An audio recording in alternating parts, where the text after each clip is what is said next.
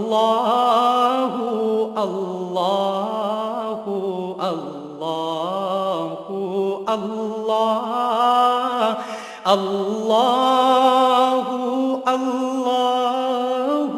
اللہ اللہ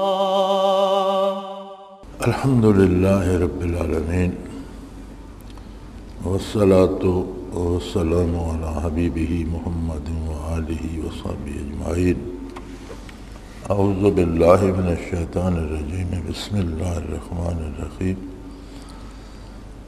سورہ انبیاء علیہ السلام شروع ہوتی ہے قولہ تعالی وہم فی غفلۃ معرضون، اور یہ غفلت میں ہیں اعراض کیے ہوئے۔ معرضون میں اشارہ اس طرف ہے کہ غفلت مذمومہ وہ ہے جس میں اعراض ہو، نہ مطلق غفلت کی عادتاً اس سے کوئی خالی نہیں۔ وہم فی غفلۃ معرضون، اعراض ہوتا ہے منہ پھیر لینا، توجہ نہ کرنا، اہمیت نہ دینا۔ تو کفار کے حق میں فرمایا کہ انہیں ان کے نزدیک دین کی کوئی اہمیت ہی نہیں، دین سے اعراض کیے ہوئے ہیں، اس لیے وہ غفلت میں ہیں۔ حضرت فرماتے ہیں کہ عادتاً تو غفلت ہو ہی جاتی ہے، لیکن دل میں دین کی اہمیت ہو تو وہ غفلت بھی قابل معافی ہے کہ انسان ہے، کبھی اس سے غفلت ہو جاتی ہے۔ لیکن اگر دل میں دین کی اہمیت ہی نہ رہے تو یہ صرف غفلت نہیں، اس کے ساتھ اعراض بھی ہو جاتا ہے کہ دین سے منہ پھیر لیا۔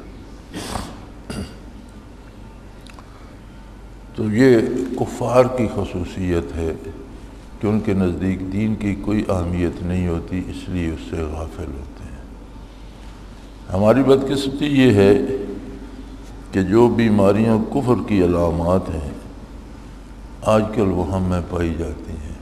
عملی زندگی میں دیکھیں تو کتنے لوگ ہیں جنہیں کام کرتے وقت یہ فکر ہوتی ہے کہ یہ جائز ہے کہ نہیں، یا اس کی شرعی حیثیت کیا ہے۔ تو جب وہ شریعت کی پرواہ ہی نہیں کرتے، کوئی اہمیت ہی نہیں ہوتی شریعت کی، تو پھر وہ غفلت وہی بن جاتی ہے جو مومن کا نہیں، کافروں کی عادت ہے۔ قولہ تعالی وما ارسلنا قبلک الا رجالا، اور ہم نے آپ سے پہلے صرف آدمیوں ہی کو پیغمبر بنایا۔ اس آیت سے جمہور نے استدلال کیا ہے مردوں کے ساتھ رسالت خاص ہونے پر، اور میں کہتا ہوں اگر تخصیص بھی مسلم نہ ہو تو غالب کا تو انکار ہو ہی نہیں سکتا۔ یہ اصل ہے اہل طریق کی اس عادت کی کہ خلافت مردوں کو ہی دیتے ہیں۔ وما ارسلنا قبلک الا رجالا، ہم نے آپ سے پہلے مردوں کو ہی نبی اور رسول بنایا ہے۔ فرماتے ہیں اس میں اس بات پہ دلالت ہے کہ کوئی عورت نبی نہیں ہوئی، صرف مرد ہی انبیاء ہوئے ہیں۔ اور صاحب سلاسل جو لوگ ہوتے ہیں یا مشائخ جو ہوتے ہیں وہ کسی عورت کو صاحب مجاز نہیں بناتے، خلافت مردوں کو ہی دیتے ہیں۔ وہ فرماتے ہیں اسی آیہ کریمہ سے یہ ثابت ہوتا ہے کہ یہ ذمہ داری صرف مردوں کی ہے، خواتین کو نہیں مل سکتی۔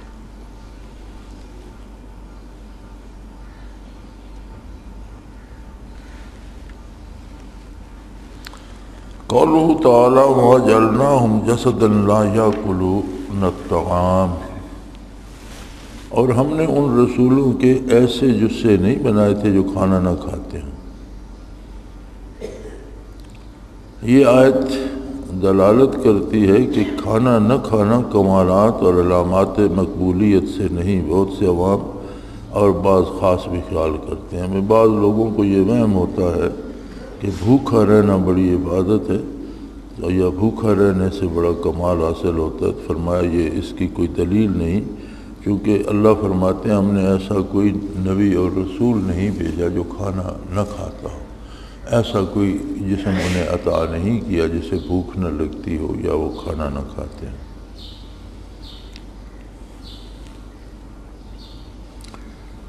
قولہ تعالی وما خلقنا السماء والارض وما بینہما لاعبین، اور ہم نے آسمان اور زمین اور جو کچھ ان کے درمیان ہے اس کو اس طور پر نہیں بنایا کہ ہم فعل عبث کرنے والے ہوں، یعنی عبث پیدا نہیں کیا۔ یہ بھی اسی مسئلہ پر دال ہے جس پر آل عمران کی دال تھی، ما خلقت ھذا باطلا، یعنی اللہ کریم نے زمین آسمان اور یہ وسیع کائنات، ستارے سیارے، زمینوں آسمانوں میں جو کائنات ہے، تو یہ محض تماشے کے طور پر نہیں بنائی،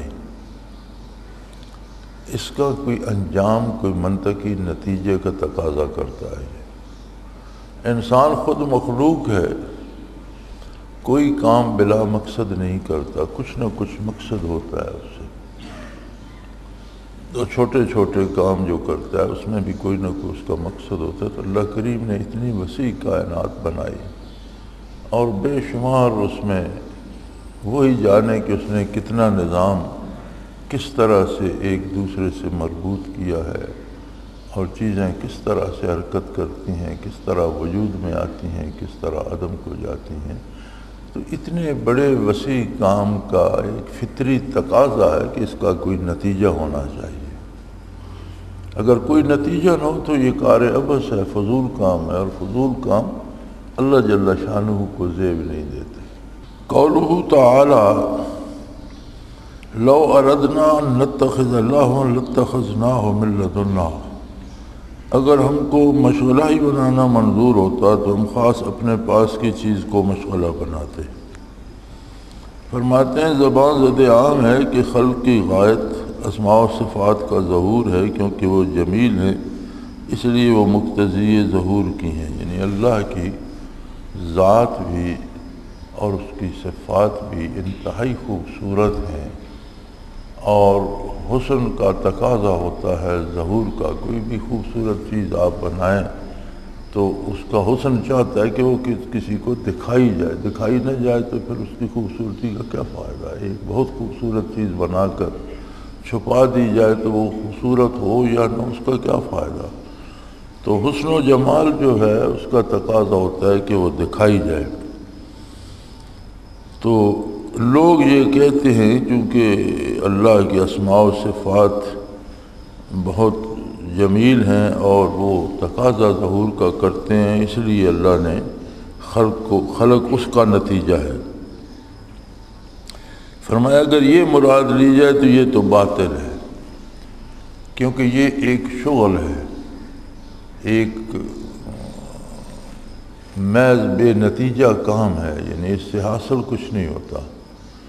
تو شغل کہتے ہیں ایسے کام کو جس کا کچھ حاصل وصول نہ ہو، وقت گزارنے کے لیے ہو، جیسے لوگ تاش کھیل لیتے ہیں، لوگ اور رمی کھیل لیتے ہیں جس پہ جوا وغیرہ نہیں لگاتے، تو وہ ایک شغل ہے، اس سے حاصل وصول کچھ نہیں، وقت ضائع ہو رہا۔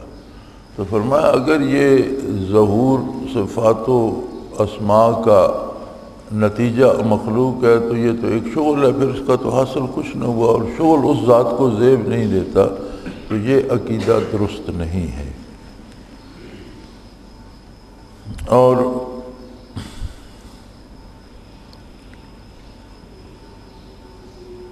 اس میں مسالے کا رکھنا یہ ہے ایک فائدہ جو راجع ہے خلق کی طرف، خلق اس کی محتاج ہے، گویا من لدنا سے اشارہ اسماء و صفات کی طرف، کیونکہ سب اشیاء ہیں زیادہ قرب حق تعالیٰ سے اس اسماء و صفات کو ہے، تو اس اللہ تعالیٰ نے پاس والی شے کے ساتھ مشتغل ہونے کی بھی نفی فرما دی۔ فرمایا دوسری بات یہ ہے کہ اللہ کا سب سے زیادہ قرب اللہ کے اسماء و صفات کو ہے، کہ ہر وقت اس کی ذات کے ساتھ ہیں، تو ان سے مخلوق کا فائدہ ہونا، مختلف اسماء سے مختلف عنایات کا ظہور ہونا، تو مخلوق اس کی محتاج ہے۔ لیکن اللہ نے ان اپنے قریب کی چیزوں سے بھی شغل فرمانے کی نفی فرما دی، کہ اللہ تعالیٰ کی ذات کو مشغلہ یعنی بے نتیجہ کام اس کی ذات کی شان کے شایان ہی نہیں۔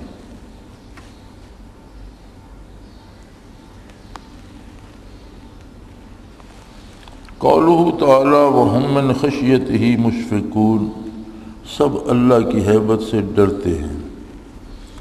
خشیہ کا ضمیر مضاف مقدر نہ کیا جائے جیسے کہ اصل ہے تو آیت اس خوف کی فضیلت پر ہے، اور جو نفس غفلت حق سے ہو عذاب سے نہ ہو، خاص کا خوف ایسا ہی ہوتا ہے۔ فرماتے ہیں یہ خشیت جو ہے یہ اللہ کے خاص بندوں کے لیے ہے، اور اللہ کے بندوں کو جو ڈر ہوتا ہے، خشیت خوف کو کہتے ہیں، ڈر کو کہتے ہیں، ہیبت زدہ ہونے کو کہتے ہیں۔ تو فرمایا اللہ کے بندوں کی خشیت ایسے کاموں سے نہیں ہوتی جن پر عذاب کی وعید ہے، بلکہ وہ غفلت سے اور چھوٹی چھوٹی چیزوں سے اس لیے ڈرتے ہیں کہ کہیں بارگاہ الہی سے دوری نہ ہو جائے، اور یہ ان کے حق میں کمال ہے۔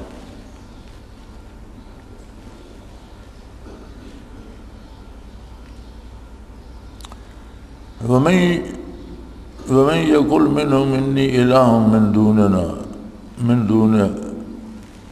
دُونِهِ إِلَى الْآيَةِ، جو شخص یوں کہے کہ میں اللہ کے علاوہ معبود ہوں، بندہ ضعیف کہتا ہے کہ من دون میں اشارہ اس شخص کے عذر کی طرف ہے جو منصور کے کلام کی طرف ویسی حالت میں تکلم کرتا ہو، کیونکہ منشار ایسے کلام کا فنا ہے جس میں مشابہ شجر موسوی کیا، یہ نہیں کہ ایسے کلام کا دعویٰ ایسی حالت کیا جس میں وہ دونے ہی کا مصداق، یعنی حق تعالیٰ سے تجاوز کر کے اپنے نفس کے لیے ایسا وجود ثابت کرتا ہو جو حق کے مباین ہے، اور کہ ایک شخص نفس کے وجود کی نفی کرتا ہے، ایسے شخص کا آنا ہو کہنے کہ میں نہیں ہے، پس آنا الحق کو یا میں نہیں ہو الحق ہے۔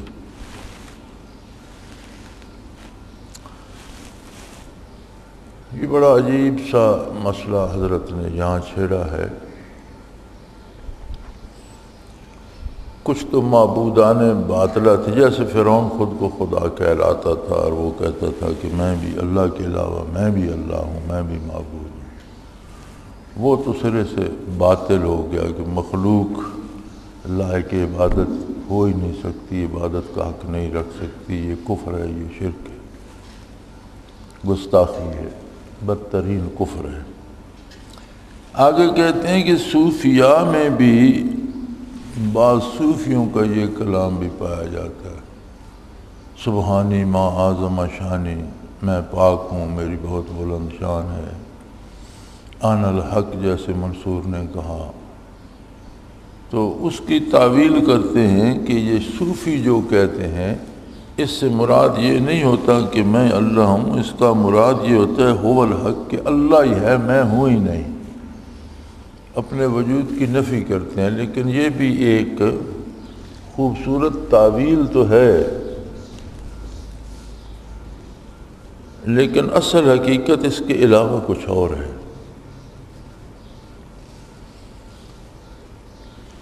سلوک میں آج کل تو ہم مجاہدہ نہیں کرتے، متقدمین اور صوفیہ بہت مجاہدہ کرتے تھے، محنت بہت زیادہ کرتے تھے، ہمہ وقت ذکر و شغل میں رہتے تھے، گناہ سے بچتے تھے، برائی کی باتوں سے بچتے تھے، بے حیائی سے بچتے تھے، ہمہ وقت مصروف رہتے تھے۔ اور یہ دیکھا گیا ہے کہ اگر کسی کے صرف لطائف بھی ہیں تو اس کے لطائف میں ایک طاقت ہے، مراقبات ثلاثہ بھی ہیں تو صاحب کرامت ہے، اور اس کی توجہ میں ایک قوت ہے۔ تو اب یہ جو بے تحاشا منازل اور مراقبات ہم کراتے رہتے ہیں، تو اس سے کوئی وہ طاقت، وہ قوت، سلوک کا وہ مرتبہ، وہ خشیت، وہ اتقاء یہ حاصل نہیں ہوتا۔ کیوں نہیں ہوتا؟ اس لیے کہ جو طالب ہیں ان کی طلب میں وہ گہرائی ہی نہیں جو ان طالبوں کی طلب میں ہوتی تھی۔ ہم کراتے کیوں ہیں؟ اللہ کو منظور ہے، ہم اس لیے کراتے ہیں کہ بندے کا اور کچھ بھی نہ ہو تو کم از کم اس کے عقیدے کی اصلاح ہو جاتی ہے، اور بڑی حد تک اعمال کی بھی اصلاح ہو جاتی ہے۔ کیونکہ اب عید ایسا آ گیا ہے کہ اب وہ ورع تقویٰ رہا نہیں، کھانے کو حلال نہیں ملتا، سچ کہیں ڈھونڈے نہیں ملتا، ہر بات میں جھوٹ، اور جھوٹ اور بددیانتی کو سیاست کا نام دے کر کمال کہہ دیا گیا ہے کہ یہ ایک بڑا کمال ہے کہ اس نے دوسرے کو بیوقوف بنا لیا، اور اسے سیاست کا نام دے کر اس کا جو برائی جو اس کی تھی وہ ڈھانپ دی گئی۔ ملکی نظام معیشتی سودی ہے، اور سود وہ حرام ہے جس پر اللہ کے رسول نے اعلان جنگ فرمایا ہے۔ سخت سزائیں ہیں، کسی ہاتھ کاٹا ہاتھ کاٹ دو، بازو توڑا اس کا بازو توڑ دو، اگلے کا بدلہ ہے، قتل کر دیا ہے اسے قتل کر دو، زانی ہے اسے سنگسار کر دو، بڑی سخت سزا ہے کہ پتھر مار زنا ثابت ہو جائے، پتھر مار مار کر قتل کر دو، بہت سخت ترین سزا ہے۔ لیکن سود کھانے والے کے لیے اللہ نے کوئی سزا مقرر نہیں فرمایا۔ فَأَذَنُوا بِحَرْبٍ مِّنَ اللَّهِ وَرَسُولِهِ، تیار ہو جاؤ اللہ کے رسول کے ساتھ لڑائی کے لیے۔ سود کھانے والا اللہ اور اس کے رسول کے ساتھ اعلان جنگ کیے ہوئے، اب اس کا کیا انجام ہوتا ہے، اللہ اس کا کیا حشر کرتا ہے۔ تو یہ ایسا عہد آ گیا ہے، ایک حدیث شریف میں ہے، ایسا زمانہ آئے گا کہ جو لوگ سود نہیں کھانا چاہتے ہوں گے ان کے حلق میں بھی سود کا غبار جائے گا۔ اب جو نہیں بھی کھانا چاہتا، اس ملک میں مسلمان ریاست ہے، مسلمانوں کی ریاست ہے، لیکن نظام سودی ہے، جو نہیں کھانا چاہتا اس کے پیسے میں بھی شامل ہو جاتا ہے۔ ہم سود نہیں لیتے الحمدللہ، میں لیٹ 50 سے یا 60 کے شروع سے انکم ٹیکس ادا کر رہا ہوں، اور تب سے پیسے بینک میں ہوتے ہیں، اللہ کا احسان ہے، تب سے اب تک سود لیا نہیں۔ لیکن میرے پاس یہ تو کوئی سند نہیں کہ میرا جو پیسہ بینک میں ہوتا ہے بینک والے اسے آگے سود پر استعمال نہیں کرتے، اب یہ تو میرے بس میں نہیں۔ تو حضور کا ارشاد صحیح ہے کہ کہیں نہ کہیں سے سود کا غبار ایسے شخص کے حلق میں بھی پہنچتا ہے جو سود نہیں کھاتا۔ تو اس حال میں کہ کھانا حرام ہو، جدھر جاؤ اخبار پڑھو جھوٹ لکھا ہے، ٹی وی سنو سارا دن جھوٹ بولتا ہے، کسی سے ملنے جاؤ وہ جھوٹ بولتا ہے، دکاندار کے پاس جاؤ جھوٹ بولتا ہے، عدالت میں جاؤ تو سارا جھوٹ، گواہ جھوٹے، وکیل جھوٹے، عدالت کیا کرے گی؟ سارا دن بیٹھ کر جھوٹ لکھتے اور ٹائپ کرتے رہتے ہیں، سارا جھوٹ ہوتا ہے۔ تو یہ دو جرم، صرف یہ دو جرم جو ہیں، یہ ٹی وی کی بے حیائی، ناچ گانا اور فحاشی، عورتوں کا بے لباس ہونا، یہ سارے معاملات ایک طرح رکھو، یہ دو حرام کھانا اور جھوٹ بولنا جو ہے، جھوٹ بولنا بھی نہیں۔ یہود پر جب تباہی آئی تو اللہ کریم نے ان کی جو فرد جرم لگائی وہ دو تھی، اکالون للسحت وسماعون للکذب، حرام کھاتے ہیں اور جھوٹ سنتے ہیں، بولتے نہیں، سماعون للکذب، جھوٹ سنتے ہیں، یعنی جھوٹ سنتے رہنا بھی اتنا جرم ہے کہ دل سیاہ کر دیتا ہے، عذاب الہی کو مقتضی ہے۔ تو اگر اس کے ساتھ کچھ اللہ نصیب ہو جائے تو الحمدللہ آگ پر پانی کچھ پڑ جاتا ہے، کم از کم عقائد کی اصلاح ہو جاتی ہے، کچھ فکر آخرت ہو جاتی ہے، بڑی حد تک کوئی بڑی بد نصیب ہو ورنہ اعمال کی اصلاح ہو جاتی ہے۔ تو اس لیے ہم محنت کراتے رہتے ہیں ذکر اذکار میں، ورنہ وہ بات جو ذکر کی وجہ سے کرامات نصیب ہوتی تھی وہ اب ناپید ہے۔ تو ان سلاسل میں دوران سفر اگر کسی صوفی کے مراقبات ایک جگہ رک جاتے تو اس کا مجاہدہ تو وہی رہتا تھا، محنت تو وہ ایسے ہی کرتے تھے، حلال کھاتے تھے، سچ بولتے تھے، رات بھر دن بھر ذکر کرتے تھے، تو اگر تو کوئی شیخ مل جاتا جو آگے چلا دیتا تو پھر وہ چیزیں ضبط ہوتی رہتی ہیں، قابل برداشت ہوتی ہیں۔ کسی ایک مقام پہ مراقبات رک گئے تو پھر وہ اس قدر غلبہ انوارات کا ہوتا ہے کہ پھر ان کا دماغ ساتھ چھوڑ جاتا ہے، اور انہی کو مجذوب کہتے ہیں، مجذوب سالک۔ مجذوب سالک وہ ہوتا ہے جو سلوک سیکھ رہا ہے لیکن کسی ایک مقام پر، اور عموماً جن کا زیادہ دماغ خراب ہوا یہ فنا بقا میں ہوا۔ مراقبات ہی ایسے ہیں کہ کائنات فنا ہوتی نظر آتی ہے اور ہر چیز اللہ کے نام سے باقی نظر آتی ہے، تو ایک نور نظر آتا ہے جو ہر چیز کے ساتھ ایک تار لگی ہوئی ہے جو اس میں زندگی حرکت پیدا کر رہی ہے۔ تو وہیں کھڑے کھڑے دماغ شل ہو جاتا ہے، تو پھر وہ سمجھتے ہیں کہ میں بھی فنا میں گیا، باقی صرف اللہ ہے، اگر میرا وجود ہے تو یہ بھی اللہ ہی باقی ہے، میں نہیں ہوں۔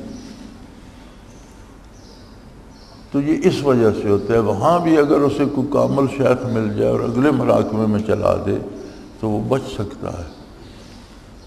تو مجذوب جو ہوتا ہے چونکہ اس کی عقل معوف ہو جاتی ہے تو وہ شریعت کا مکلف نہیں رہتا۔ شرعی تکلیف کے لیے عقل کی سلامتی ضروری ہے، پاگل پر شرعی احکام نافذ نہیں ہوتے، اس لیے ان کو یہ رعایت دی جاتی ہے کہ انہیں نہ کوئی بھلا کہے نہ برا کہے، انہیں ان کے حال پہ چھوڑ دے، وہ جانے اور ان کا رب جانے۔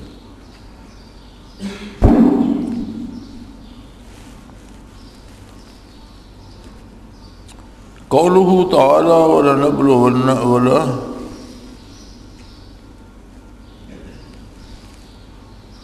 نبلوکم بالشر والخیر، ہم تم کو بری بھلی حالتوں سے آزماتے ہیں۔ اس میں ہر ناگوار اور مرغوب امر آ گیا، اس میں قبض بھی داخل ہو گیا، پس خدا قبض میں بھی حکمتیں اسرار ہوتے ہیں، اسی طریقے سے سلی ہوتی ہے۔ فرمایا اللہ کریم فرماتے ہیں کہ ہم آپ کو اچھی بری حالتوں میں آزماتے ہیں۔ تو فرماتے ہیں اس میں اس بات پہ دلیل ہے کہ اگر کسی پہ کوئی تکلیف بھی آتی ہے تو من جانب اللہ ہے، مومن کے لیے آزمائش ہے کہ کیا تکلیف میں بھی اللہ ہی کو یاد کرتا ہے یا اللہ کا دروازہ چھوڑ کر غیر اللہ کی طرف بھاگ جاتا ہے۔ اور اگر آسانی آتی ہے تو اس میں بھی آزمائش ہے کہ آسودہ حال ہو کر اطاعت پہ کاربند رہتا ہے یا بغاوت کر دیتا ہے۔ تو دکھ سکھ، صحت بیماری، چیزوں کا پسند ہونا ناپسند ہونا، یہ زندگی کا ایک نظام ہے جو اللہ کریم نے بنایا، اور یہ سب آزمائش ہے۔ اور اس میں دیکھا یہ جاتا ہے، صرف یہ دیکھا جاتا ہے کہ بندہ ہر حال میں اللہ کی رضا پہ راضی رہتا ہے اور اللہ کے ساتھ رہتا ہے، یا تکلیف میں غیر اللہ کی طرف دوڑ جاتا ہے، یا سہولت اور آرام میں اللہ کی عظمت کو بھول جاتا ہے۔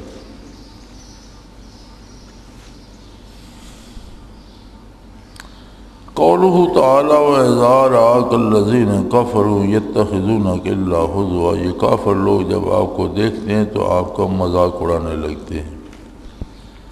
اس میں تشنیع ہے اہل اللہ کی بے قدری پر۔ فرماتے ہیں اللہ کریم نے کفار کا ایک بہت بڑا جرم بیان فرمایا ہے کہ جب ان کے پاس کوئی دلیل نہیں ہوتی تھی حضور کے ارشادات عالیہ کا جواب دینے کے لیے تو پھر حضور کا مذاق اڑاتے، پھپتیاں کستے۔ یہ انسانی مزاج ہے، آج بھی اگر کسی کے پاس دلیل ہو آپ بات کریں تو اگلے کے پاس دلیل ہو تو وہ دلیل دیتا ہے، اور دلیل نہ ہو تو لڑائی پہ اتر آتا ہے، گالی گلوچ پہ اتر آتا ہے، تانے مینے دینے لگ جاتا ہے۔ تو کفار جب بے دلیل ہو جاتے تھے تو حضور صلی اللہ علیہ وسلم کا مذاق اڑاتے یا اس طرح کی باتیں کرتے۔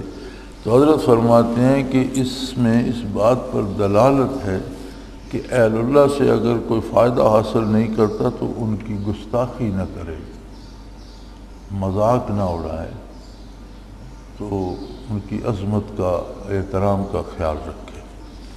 قولہ تعالی خلق الانسان من اجل سوریکم آیاتی فلا تستعجلون، انسان جلدی ہی کا بنا ہوا ہے، ان قریب تم کو اپنی نشانیاں دکھا دیتے ہیں، تم مجھ سے جلدی مت مچاؤ۔ اس میں استعجال پر انکار ہے، اس سے مطلقاً اس کے ترک کرنے کا امر بھی لازم آیا، جس میں سلوک بھی داخل ہو گیا۔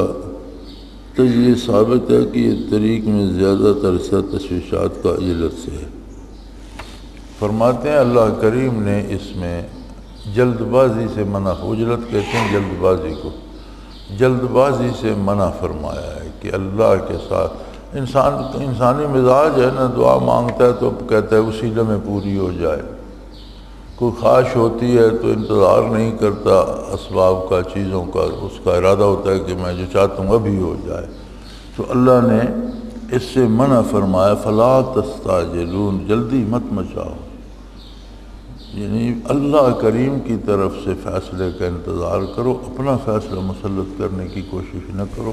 تو فرماتے ہیں یہی سالک کے لیے بھی رہنمائی ہے کہ اس کا کام ہے مجاہدہ کرنا، اس جلدی میں نہ رہے کہ مجھے فلاں مرتبہ دے دو، فلاں مقام دے دو، فلاں مراقبہ کرا دو، مجھے صاحب مجاز بنا دو، مجھے خلیفہ بنا دو، یہ جلد بازی نہ کرے۔ جو نعمت اس کے حصے میں اللہ کریم نے مقرر فرمائی ہے اس کا وقت بھی مقرر ہوگا، جب وہ وقت آئے گا تو وہ مل جائے گی۔ اپنی یعنی جو اللہ کے فیصلے ان میں جلدی نہ مچائے، اپنے کردار پہ نظر رکھے، اپنی محنت، اپنا مجاہدہ، اپنی توجہ، اپنی طلب اس کو زندہ رکھے، جو اس کے ذمے ہے وہ کرے، جو اللہ کی طرف سے ہونا ہے یا جو شیخ کی ذمہ داری ہے یا جو دوسروں کی ذمہ داری ہے اس پہ جلدی نہ مچائے۔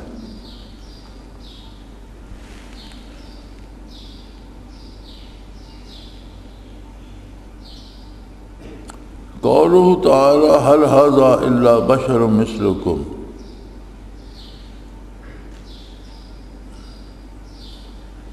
فرماتے ہیں اس میں ان لوگوں کی بدحالی پہ اشارہ ہے جو اولیاء اللہ پر محض اس وجہ سے انکار کرتے ہیں کہ وہ تو عوارض بشریہ میں ان کے مشارک ہیں۔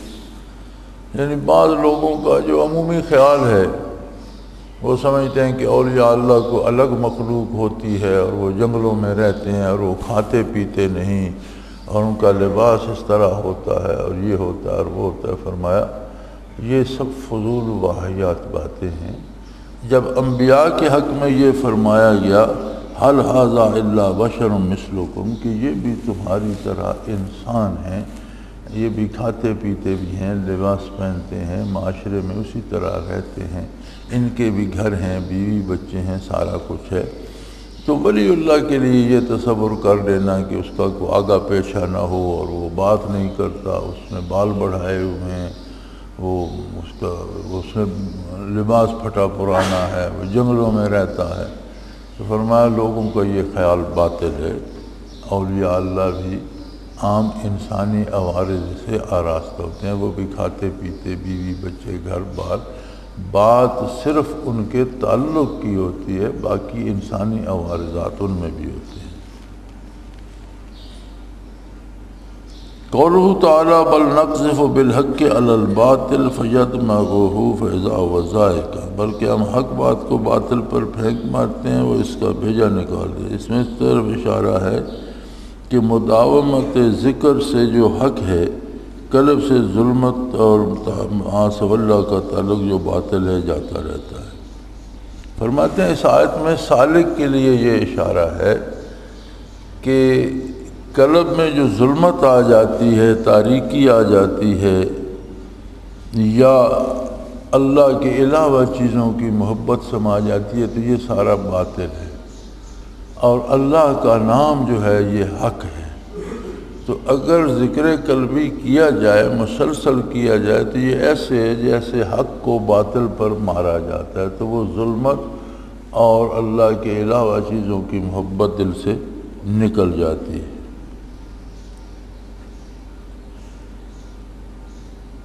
قولہ تعالی ومن عندہ لا یستکبرون عن عبادتہ ولا یستحسرون، جو اللہ کے نزدیک ہیں وہ اس کی عبادت سے آر نہیں کرتے نہ تھکتے ہیں۔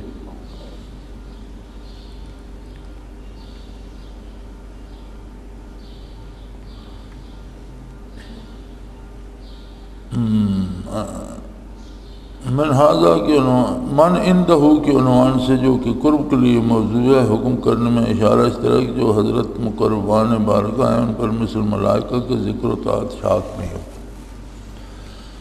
یہ ہے تو فرشتوں کے حق میں کہ جو اللہ کے مقرب ہیں یعنی فرشتے، وہ اس کی یاد سے نہ آر کرتے ہیں نہ اس کے ذکر سے تھکتے ہیں۔ تو فرماتے ہیں سلوک کے لیے اس میں مسئلہ یہ ہے کہ جو بندے اللہ کے مقرب ہو جاتے ہیں پھر وہ اللہ کے ذکر سے تھکتے نہیں، اور لوگ انہیں تانے بھی دیتے رہیں تو انہیں ذکر کرنے سے آر محسوس نہیں ہوتی۔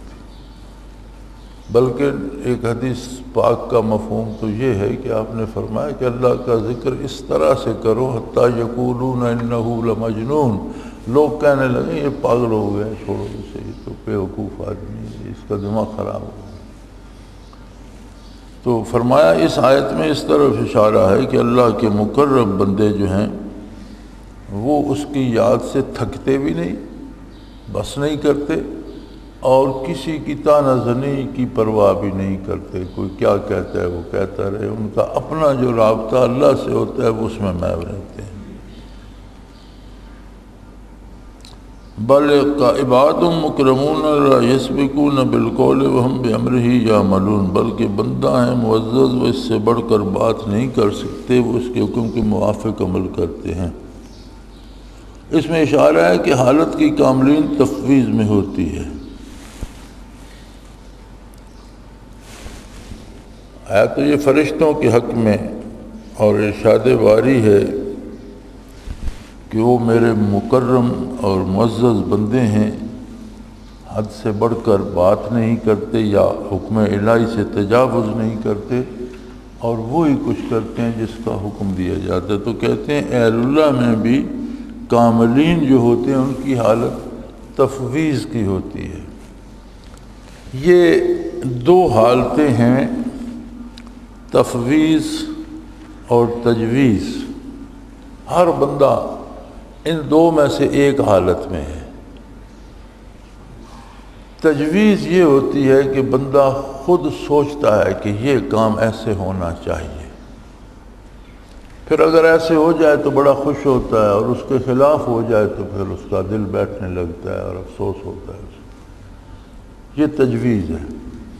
تفویض یہ ہے کہ ہر بات اللہ کے ہاتھ میں دے دے، جو اللہ کرتا ہے وہ ٹھیک ہے، جو ہوتا ہے وہ ٹھیک ہے، اللہ کی طرف سے مصیبت آئے ٹھیک ہے، آرام آئے ٹھیک ہے، مصیبت سے پناہ مانگتا رہے، بخشش مانگتا رہے، لیکن اگر آ جائے تو اسے شکایت نہیں ہوتی، بیماری آ جائے تو شکایت، کیونکہ اس تو فرماتے ہیں کاملین کا معاملہ تفویض کا ہوتا ہے۔ وہ فرشتوں کی طرح اللہ کی بارگاہ کے منتظر رہتے، ادھر سے جو فیصلہ ہوتا ہے وہ اس پہ خوش رہتے ہیں، اور عام آدمی تجویز کی زندگی گزارتا ہے کہ ایسا ہونا چاہیے، ایسا ہونا چاہیے، وہ اس کی اپنی تجویز ہوتی ہے۔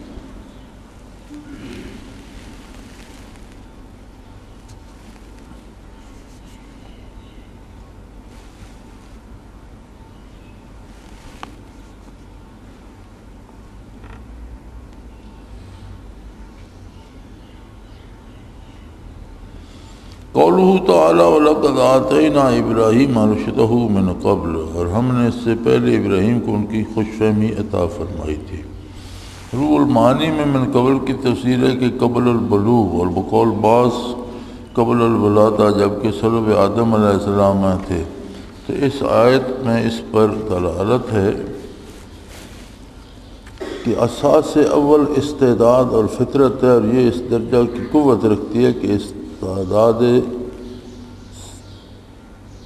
ثانی کو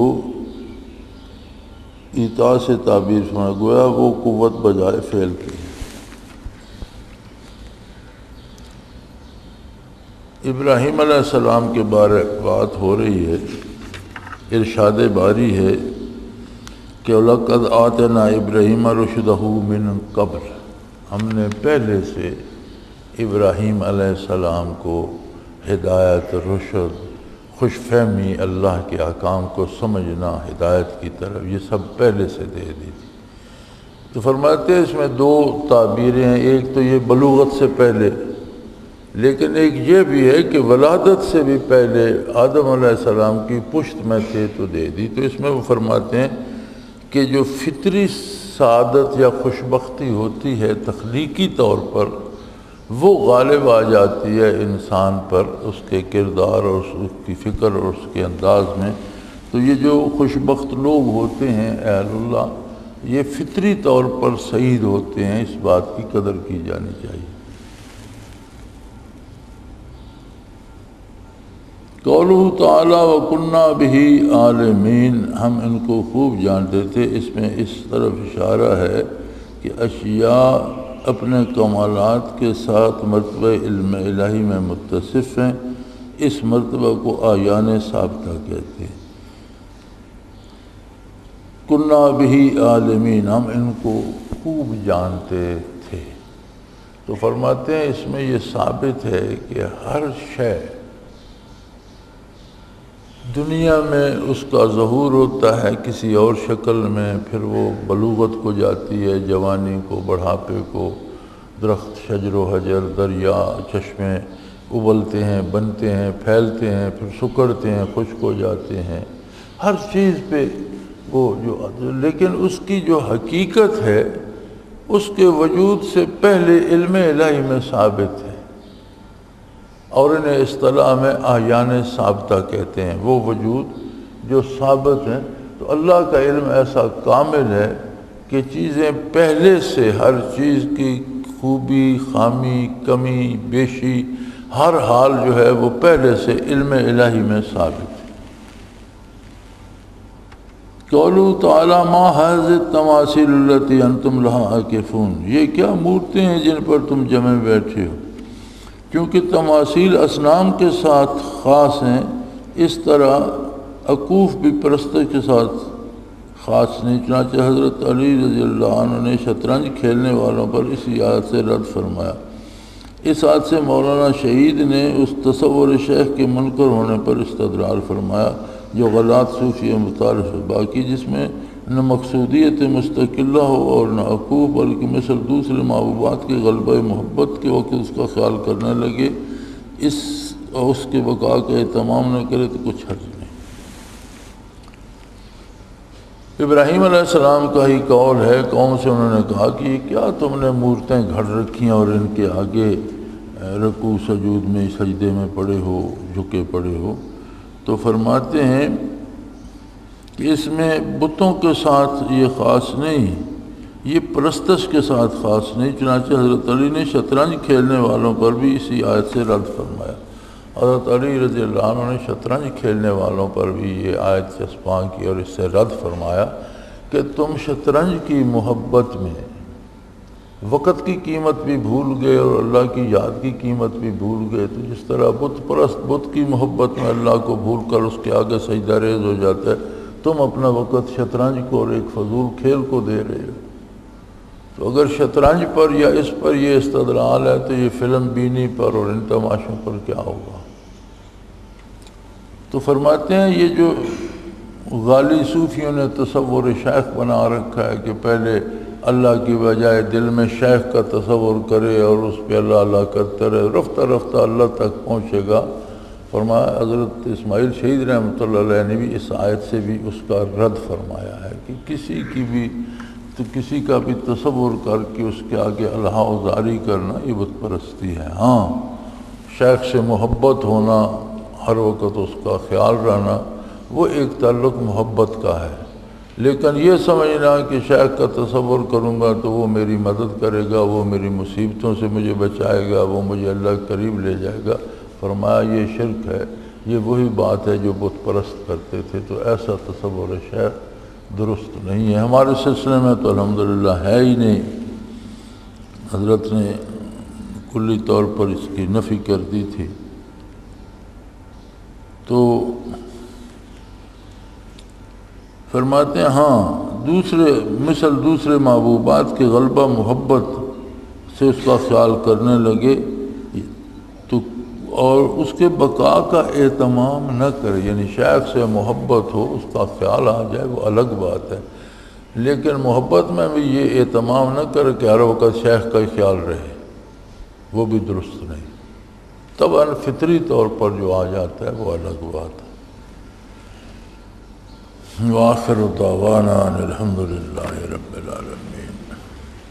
الحمدللہ رب العالمین والصلاة والسلام علی اللہم ربنا لا تقتلنا بغضبك ولا تهلكنا بعذابك واعف عنا قبل ذلك. اللہم ربنا لا تسلط علينا من لا يرحمنا انت ولينا في سفرنا وحضرنا في مالنا صلی اللہ تعالی علی حبیبی.